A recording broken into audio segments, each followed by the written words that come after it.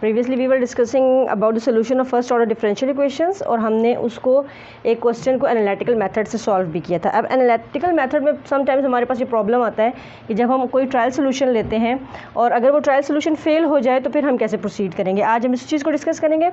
Simply हमारे पास एक question है, हमने दिखा था जब हमारे पास क्वेश्चन होगा, लास्ट टाइम हमने जो क्वेश्चन डिस्कस किया था उसमें हमने t एंड t+1 लिया था। आज हम t एंड t-1 को ट्रीट कर रहे हैं और इसमें आप देखें कि ये नॉर्मलाइज्ड इक्वेशन है आपके पास, यानी t-1 छोटा है, t बड़ा है और उसका कुछ भी हमारे पास यहाँ पे कोफिशिएंट नहीं है। सो ये नॉर्मलाइज्ड इक्वेशन है। तो हम स्टेप 1 पे आते हैं। स्टेप 1 में हम हमेशा जो इसका पर्टिकुलर सोल्यूशन होता है वो फाइंड करते हैं। yp हमने फाइंड करना होता है और yp को हम इक्वल टू k पुट करते हैं और चूँकि ये k है कांस्टेंट है तो दोनों के लिए ये कांस्टेंट होगा।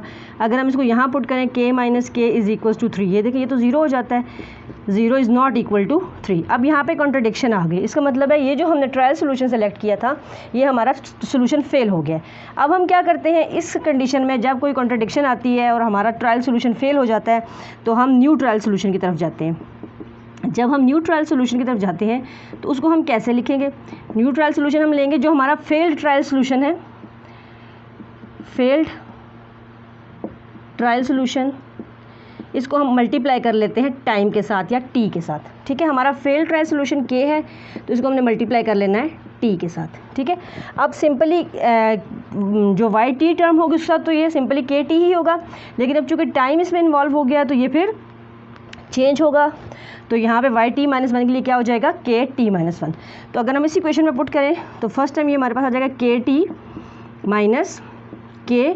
अब यहाँ पे t-1 टर्म है तो यहाँ पर भी t-1 हो जाएगा is equals to 3। Now kt minus इस ब्रैकेट को अगर हम ओपन करते हैं kt minus minus plus k is equals to 3। अब ये plus kt minus kt cancel out हो जाएगा और पीछे हमारे पास क्या बच गया k इज इक्वल्स टू 3। ठीक है, अब ये हमारे पास k की टर्म आई है, लेकिन हमने जब yp लिया था तो वो हमने kt लिया था। इसका मतलब है कि अब yp हमारे पास क्या आ गया है 3 इंटू टी। अब आप देखें इसके साथ t की टर्म आ गई है जो कि with the passage of time change हो रहा है। इट मीन्स कि अब हमारे पास जो इक्विलिब्रियम आया है वो स्टेशनरी इक्विलिब्रियम नहीं आया बल्कि ये मूविंग इक्विलिब्रियम आ गया। ठीक है, इसके बाद हम स्टेप 2 की तरफ जाते हैं। स्टेप 2 में हम इसका कम्प्लीमेंट्री सोल्यूशन फाइंड करते हैं, yc फाइंड करते हैं हम, और yc के लिए हम पुट करते हैं a लैम्डा t। ठीक है, और इस स्टेज पर जाके हमारी इक्वेशन होमोजीनियस बन जाती है और हम इसको इस साइड को 0 कंसिडर करते हैं। So we will write it as a lambda t minus a lambda t-1 is equals to 0। यहाँ से जब हम कॉमन लेते हैं a लैम्डा t हमने कॉमन ले लिया तो यहाँ पे हमारे पास रह जाएगा 1 माइनस, अब देखें a लैम्डा t के साथ एक पार्ट t के साथ और एक -1 के साथ। इसका मतलब है कि लैम्डा जो है वो एक -1 के साथ यहाँ मौजूद है इज इक्वल्स टू 0। मैंने लास्ट टाइम कहा था कि a lambda t could not be equals to 0। तो एक स्टूडेंट का क्वेश्चन था कि इसको इक्वल टू 0 क्यों नहीं पुट करते या ये इक्वल टू 0 क्यों नहीं होता। तो देखें हम डायनामिक एनालिसिस कर रहे हैं और डायनामिक एनालिसिस में हम एज्यूम करते हैं कि जो डायनामिक्स है that is captured by a simple exponential function. इस एक्सपोनेंशियल फंक्शन से डायनामिक्स को हमने कैप्चर किया है। अगर हम इसी टर्म को 0 कंसिडर कर लेते हैं, इक्वल टू 0 ले लेते हैं, तो इसका मतलब है कि हमारा जो डायनामिक एनालिसिस है वो पॉसिबल ही नहीं होगा। ठीक है, तो ये एज्यूम्ड एक्सपोनेंशियल फंक्शन है इसलिए हम इसको इक्वल टू 0 नहीं लेते। और इस साइड पर अगर आप आ जाए तो हमारे पास बच गया 1 minus lambda raise to power -1 is equals to 0।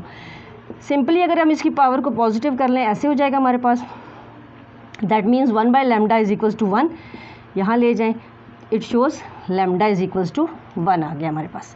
ठीक है, तो अब हम इसको पुट करेंगे yc is equals to a lambda t था हमारे पास, yc is equals to a lambda हमारे पास आ गया है 1 एंड दिस इज़ t।